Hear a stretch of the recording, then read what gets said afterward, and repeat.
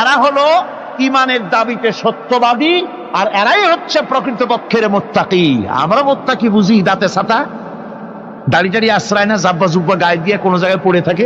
হ্যাঁ, এটা বড় মুত্তাকি, খুব পরহেজগার। সালার চট্টর যদি পরে তাহলে তো আরো বড় পরহেজগার। জি, আর যদি কাপড় চোপড় মোটেও না থাকে তাহলে তো খাজা বাবা হয়ে গেল। জি, নাউযুবিল্লাহি মিন যালিক। আর আল্লাহ বলছে মুত্তাকি কারে কয় শোনো, এরে কয় মুত্তাকি যাদের মধ্যে এই 10টা গুণ আছে। এই 10টি সত্য যদি সম্পাদন করতে পারি, যদি আমল করতে পারি, জীবন ধন্য হয়ে যাবে। সেই 10টি কথা আমি আবার আপনাদের স্মরণ পটে তুলে দিতে চাই, প্যাকেট করে পকেটে উঠাই দিতে চাই, যেন বাড়ি নিয়ে যেতে পারেন। 1 নম্বর হচ্ছে 10টি পয়েন্টের 1 নম্বর আল্লাহর প্রতি ঈমান।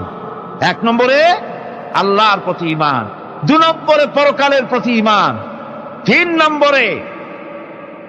নম্বরে ফেরেশতাদের উপর ঈমান, 4 নম্বরে কিতাবের প্রতি ঈমান, 5 নম্বরে নবীদের প্রতি ঈমান, 6 নম্বরে সহায় সম্বলহীন নিকটবর্তী আত্মীয়, ইয়েতিম, মিসকিন, প্রবাসী, মুসাফির, সাহায্য প্রার্থী, এদেরকে মুক্ত করার জন্য এদেরকে সাহায্য প্রদান করা, 7 নম্বরে নামাজ প্রতিষ্ঠা করা, 8 নম্বরে যাকাত আদায় করা, 9 নম্বরে ওয়াদা পালন করা, 10 নম্বরে সবর এখতিয়ার করা। কয়টা হলো?